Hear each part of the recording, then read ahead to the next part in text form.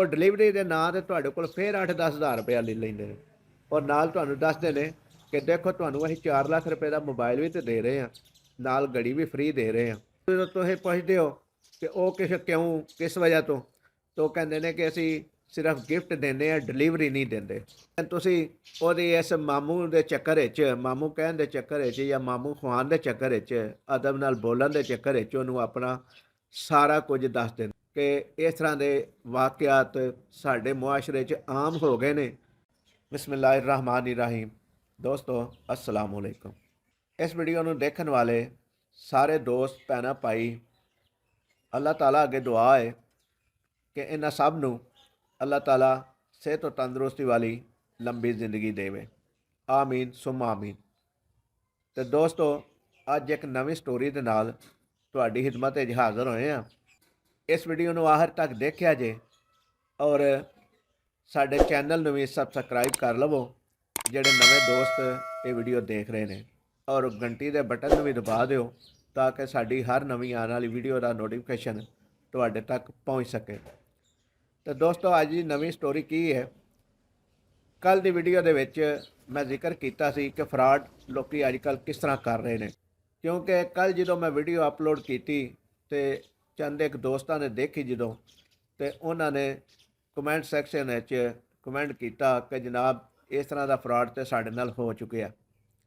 ਔਰ ਇੱਕ ਦੋਸਤ ਸਾਡੇ ਇਰਦ ਗਿਰਦ ਵੀ ਮਹੱਲੇ ਦੇ ਵਿੱਚ ਰਹਿੰਦਾ, ਉਹਨੇ ਵੀ ਮੇਰੇ ਨਾਲ ਇਸ ਚੀਜ਼ ਦਾ ਇਜ਼ਹਾਰ ਕੀਤਾ। ਇੱਕ ਜਗ੍ਹਾ ਬੈਠੇ ਹੋਏ ਸਾਂ ਕਿ ਮੇਰੇ ਨਾਲ ਫਰਾਡ ਹੋਇਆ ਤੇ ਕਿਸ ਤਰ੍ਹਾਂ ਹੋਇਆ, ਔਰ ਉਹਨੇ ਮੈਨੂੰ ਜਿਸ ਤਰ੍ਹਾਂ ਦੱਸਿਆ ਉਸ ਤਰ੍ਹਾਂ ਮੈਂ ਤੁਹਾਡੇ ਅੱਗੇ ਸ਼ੇਅਰ ਕਰਨਾ ਵਾ।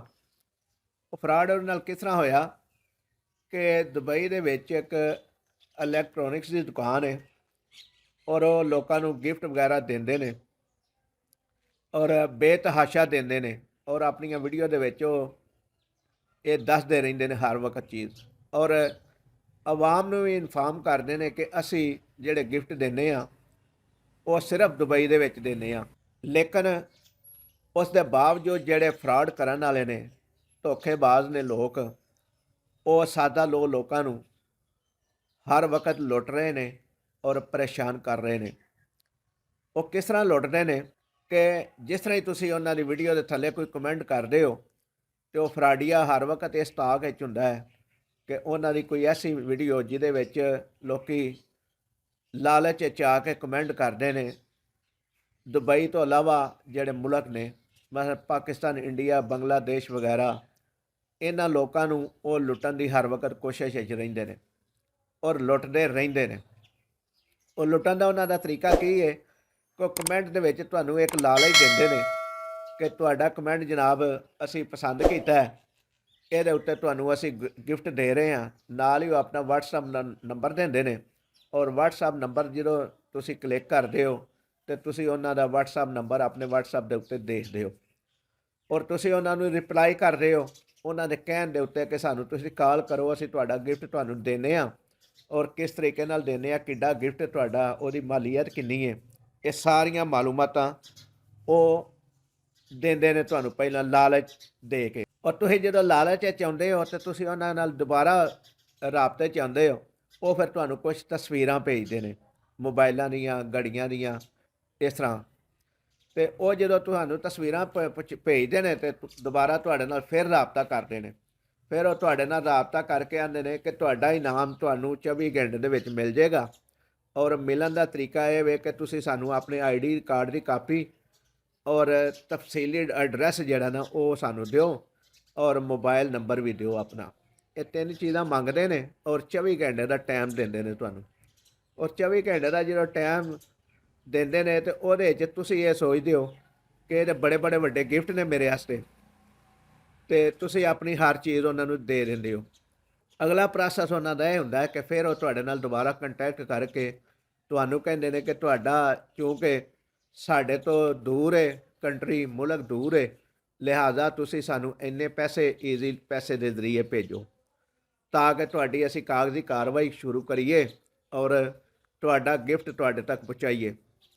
ਜਦੋਂ ਤੁਸੀਂ ਕੁਝ ਪੈਸੇ ਦਿੰਦੇ ਹੋ ਤੇ ਉਸ ਤੋਂ ਬਾਅਦ ਉਹ ਕਹਿੰਦੇ ਨੇ ਕਿ ਹੁਣ ਇਹਦਾ ਜਿਹੜਾ ਭੇਜਣ ਦਾ ਡਾਕ ਦਾ ਖਰਚਾ ਹੈ TCS ਦਾ ਖਰਚਾ ਜਾਂ DHL ਦਾ ਖਰਚਾ ਹੈ ਉਹ ਵੀ ਸਾਨੂੰ ਦਿਓ। ਉਹ ਜਦੋਂ ਤੁਸੀਂ ਪੁੱਛਦੇ ਹੋ ਕਿ ਉਹ ਕਿਸ ਵਜ੍ਹਾ ਤੋਂ, ਤਾਂ ਉਹ ਕਹਿੰਦੇ ਨੇ ਕਿ ਅਸੀਂ ਸਿਰਫ ਗਿਫਟ ਦਿੰਦੇ ਹਾਂ, ਡਿਲੀਵਰੀ ਨਹੀਂ ਦਿੰਦੇ।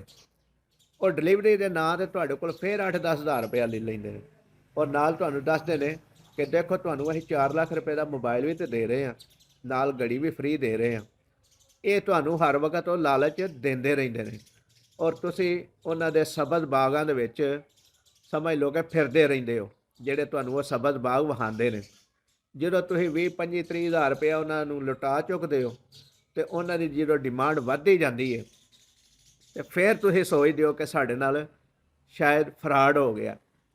ਤੇ ਦੋਸਤੋ, ਫਰਾਡ ਤੇ ਹੋ ਪਹਿਲੇ ਦਿਨ ਤੋਂ ਤੁਸੀਂ ਇਹ ਸੋਚੋ ਕਿ ਤੁਸੀਂ ਫਰਾਡ ਆਪਣੇ ਨਾਲ ਕਰਾਉਣਾ ਸ਼ੁਰੂ ਕਰ ਦਿੱਤਾ ਜਦੋਂ ਤੁਸੀਂ ਉਹਨਾਂ ਨੂੰ ਰਿਪਲਾਈ ਦਿੱਤੀ ਔਰ ਉਹਨਾਂ ਨੂੰ ਇਹ ਤਾਸਰ ਦਿੱਤਾ ਕਿ ਅਸੀਂ ਲਾਲਚੀ ਹਾਂ।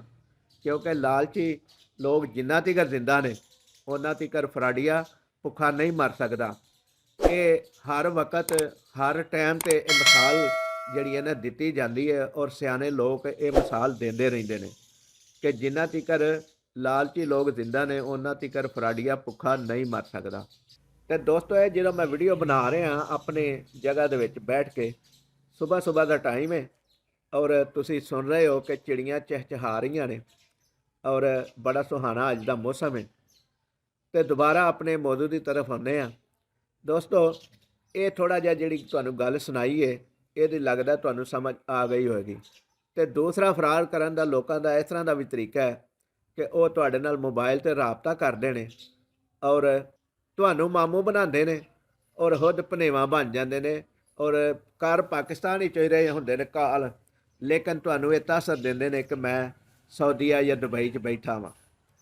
ਔਰ ਜਿਸ ਤਰ੍ਹਾਂ ਹੀ ਤੁਸੀਂ ਉਹਨਾਂ ਦੇ ਨਾਲ ਗੱਲ ਵਧਾਉਂਦੇ ਹੋ, ਐਕਸੈਪਟ ਕਰ ਲੈਂਦੇ ਹੋ ਕਿ ਸ਼ਾਇਦ ਇਹ ਮੇਰਾ ਭਣੇਵਾ ਹੀ ਹੈ, ਤੁਸੀਂ ਇਹ ਜ਼ਰਾ ਨਹੀਂ ਸੋਚਦੇ ਕਿ ਮੇਰੀ ਜਿਹੜੀ ਭੈਣ ਹੈ ਉਹਦਾ ਬੱਚਾ ਜਿਹੜਾ ਉਹ ਸ਼ਾਇਦ ਬਾਹਰ ਗਿਆ ਹੋਵੇ ਕਿ ਨਹੀਂ। ਲੇਕਿਨ ਤੁਸੀਂ ਉਹਦੀ ਇਸ ਮਾਮੂ ਦੇ ਚੱਕਰ ਵਿੱਚ, ਮਾਮੂ ਕਹਿਣ ਦੇ ਚੱਕਰ ਵਿੱਚ ਜਾਂ ਮਾਮੂ ਖਵਾਉਣ ਦੇ ਚੱਕਰ ਵਿੱਚ, ਅਦਬ ਨਾਲ ਬੋਲਣ ਦੇ ਚੱਕਰ ਵਿੱਚ ਉਹਨੂੰ ਆਪਣਾ ਸਾਰਾ ਕੁਝ ਦੱਸ ਦਿੰਦੇ ਹੋ। ਉਹ ਜਦੋਂ ਸਾਰਾ ਕੁਝ ਦੱਸਦੇ ਹੋ ਤੇ ਨਾਲ ਹੀ ਉਹ ਫਿਰ ਤੁਹਾਨੂੰ ਇਹ ਵੀ ਪੁੱਛਦਾ ਹੈ ਕਿ ਜਨਾਬ ਤੁਹਾਡਾ ਕੋਈ ਹੋਰ ਰਿਸ਼ਤੇਦਾਰ ਵੀ ਹੈ ਕੋਈ ਬਾਹਰ। ਤੇ ਤੁਹਾਡੀ ਅਕਲ ਦੇ ਉੱਤੇ ਇੰਨਾ ਪਰਦਾ ਪੈ ਗਿਆ ਹੁੰਦਾ ਹੈ ਕਿ ਤੁਸੀਂ ਇਹ ਭੁੱਲ ਜਾਂਦੇ ਹੋ ਕਿ ਅਗਰ ਇਹ ਮੇਰਾ ਭਾਂਜਾ ਹੈ, ਮੈਨੂੰ ਜਾਣਦਾ, ਮੇਰੇ ਨਾਲ ਇਹਦਾ ਹੁੰਨੀ ਤਲਕ ਹੈ, ਤੇ ਫਿਰ ਇਹ ਮੈਨੂੰ ਕਿਉਂ ਪੁੱਛ ਰਿਹਾ ਕਿ ਤੁਹਾਡਾ ਕੋਈ ਹੋਰ ਵੀ ਰਿਸ਼ਤੇਦਾਰ ਬਾਹਰ ਹੈ ਵੇ ਮੁਲਕ ਵਿੱਚ। ਇਹਨੂੰ ਤਾਂ ਖੁਦ ਬਹੁਤ ਪਤਾ ਹੋਣਾ ਚਾਹੀਦਾ ਕਿ ਸਾਡਾ ਫਲਾਣਾ ਰਿਸ਼ਤੇਦਾਰ ਵੀ ਬਾਹਰ ਹੈ, ਲੇਕਿਨ ਉਹ ਇਸੇ ਬਹਾਨੇ ਦੇ ਨਾਲ ਤੁਹਾਡੇ ਕੋਲ ਉਸ ਰਿਸ਼ਤੇਦਾਰ ਦਾ ਵੀ ਕੰਟੈਕਟ ਨੰਬਰ ਲੈ ਲੈਂਦਾ, ਨਾਮ ਪੁੱਛ ਲੈਂਦਾ, ਤੇ ਫਿਰ ਤੁਹਾਡੇ ਤੋਂ ਇਲਾਵਾ ਉਹਦਾ ਸ਼ਿਕਾਰ ਉਹ ਬੰਦਾ ਵੀ ਹੋ ਜਾਂਦਾ ਜਿਹਦਾ ਤੁਸੀਂ ਉਹਨੂੰ ਮਾਲੂਮਾਤ ਦਿੰਦੇ ਹੋ। ਤੇ ਕੋਸ਼ਿਸ਼ ਕਰਿਆ ਕਰੋ ਕਿ ਆਪਣੀ ਸੀਕਰੇਟ ਮਾਲੂਮਾਤ ਕਿਸੇ ਨਾਲ ਨੂੰ ਦਿਓ।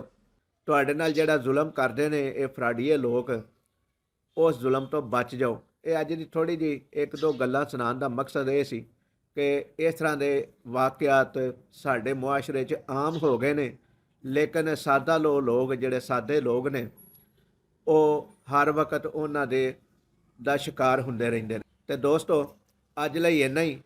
ਅਗਲੀ ਵੀਡੀਓ ਤੱਕ ਲਈ ਇਜਾਜ਼ਤ ਦਿਓ। ਇਸ ਵੀਡੀਓ ਨੂੰ ਲਾਈਕ ਕਰਿਆ ਜੇ, ਸ਼ੇਅਰ ਕਰਿਆ ਜੇ ਤੇ ਚੈਨਲ ਨੂੰ ਸਬਸਕ੍ਰਾਈਬ ਕਰਿਆ ਜੇ। ਔਰ ਇੱਕ ਜ਼ਰੂਰੀ ਗੱਲ ਇਹ ਵੇ ਕਿ ਇਸ ਵੀਡੀਓ ਦੇ ਕਮੈਂਟ ਬਾਕਸ ਵਿੱਚ ਇੱਕ ਕਮੈਂਟ ਲਾਜ਼ਮੀ ਕਰਿਆ ਜੇ ਤਾਂ ਕਿ ਸਾਨੂੰ ਤੁਹਾਡੀ ਰਾਏ ਦੇ ਬਾਰੇ 'ਚ ਇਲਮ ਹੋ ਸਕੇ। ਬਹੁਤ ਸਾਰੀਆਂ ਦੁਆਵਾਂ ਦੇ ਨਾਲ ਅੱਲਾਹ ਤਾਲਾ ਸਾਡਾ ਤੇ ਤੁਹਾਡਾ ਹਾਮੀ ਨਾਸਰ ਹੋਵੇ। ਅੱਲਾ ਨਿਗਹਿਬਾਨ।